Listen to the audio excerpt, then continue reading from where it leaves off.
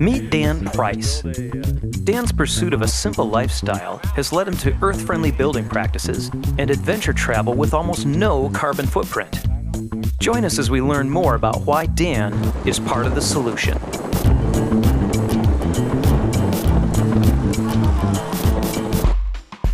We set out to find Dan at his home in Joseph, Oregon. Where are we, guys? Well, Dan's place is a long way from anything. Cloudy, chance of rain. We started to feel silly that we were using so much fuel to go interview a guy that hardly uses any. Freaky little place. Where are we, Wayne? I don't know. Somewhere in Idaho or no, Oregon. There's a lot of cowboy hats here, and there's this. It's a trike, man. I thought you'd like it. Jesus. It had been a long drive. We finally arrived in Joseph and met up with our old friend Dan. Hey, how you doing? Good to see you. Thanks for coming. Yeah. And after a trip to the local brew pub, we turned in for the night. The next morning, we went to see Dan's home. He took us down the trail to a beautiful meadow just outside of town. Yeah, 17 years ago I found this meadow, and it was pretty much a horse pasture with a lot of downed trees, and I was looking for a place to write, and I walked into this little meadow and thought, wow, this is perfect. It's really close to town, and I found the owners and asked them if I could have a tent here to write in, and they said yeah. So Dan spent years converting the meadow by hand. He built himself a work studio, a bathhouse and a sauna, a garage for his TerraTrike, Gotta keep it dry. and his underground home, affectionately known as the Hobbit Hole. Where I live.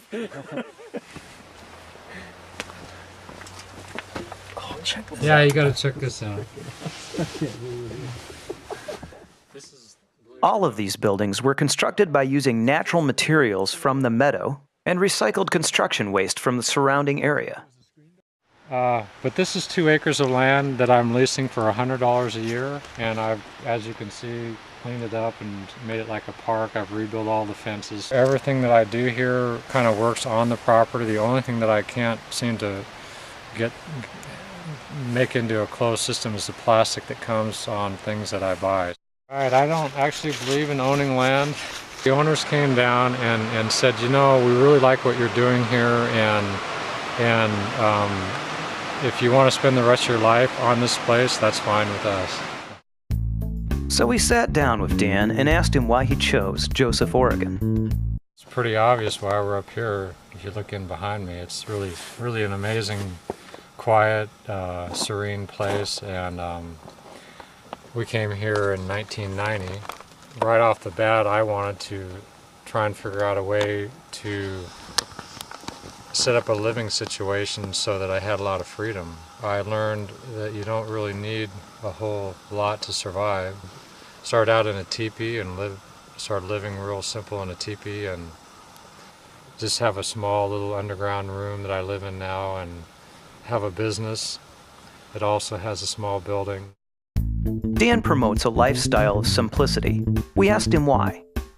Our society is so sped up and so money-oriented, and we're all supposed to be making a lot of money and getting the house and the cars and everything, and I just don't think that's a healthy method anymore. My core belief is that food, shelter, and clothing is really all we need.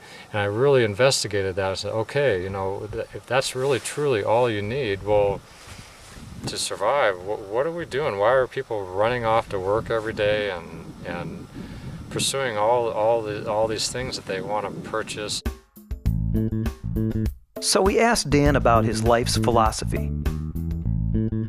Well, I really like this saying, less is more. What I've discovered is that whenever I get rid of something that I thought I needed, my life is enriched. There's a lot of freedom in living super simple. Okay, so simplicity is great, but you still have to make a living. How does Dan do it?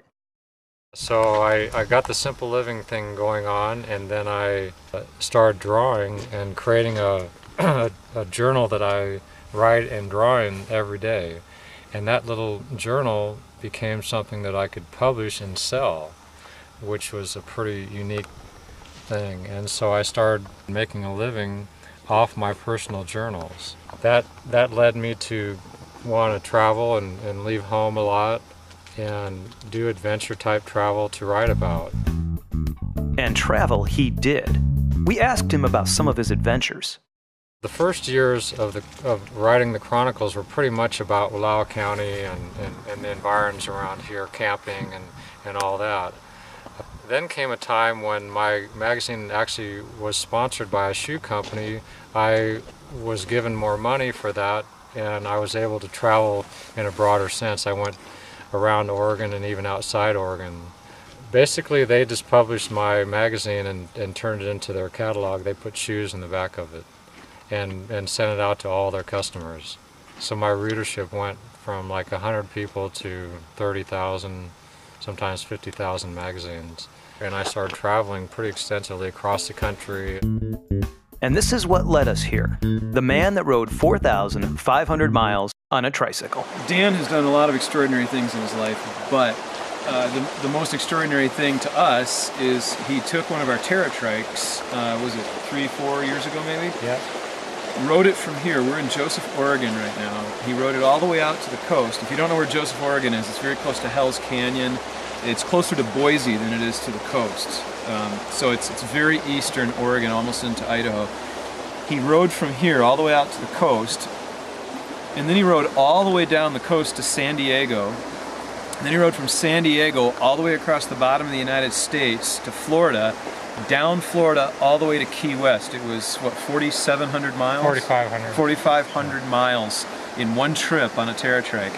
And I think that still is the record. I don't think anybody's come close. 3.5 months. It was a long trip. Yeah. It was the beginning of the Iraq War, and a lot of people were talking about gas and oil, and there's a lot of fear in the nation also. People seemed really afraid of terrorism.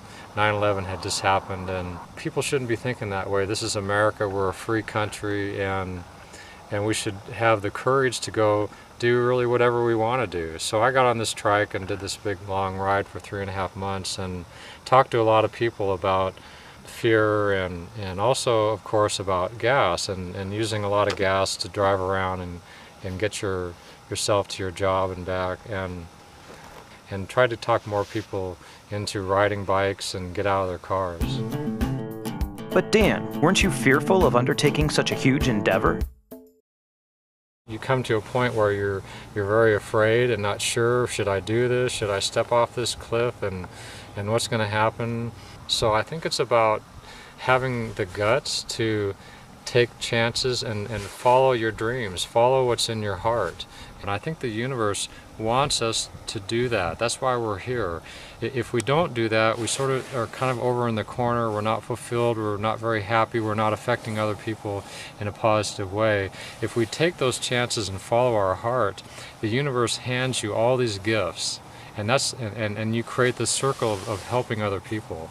And to me, that's really what it's about. So through his example of simple living, green building techniques, and zero-emission travel, Dan Price is showing us all how to be part of the solution.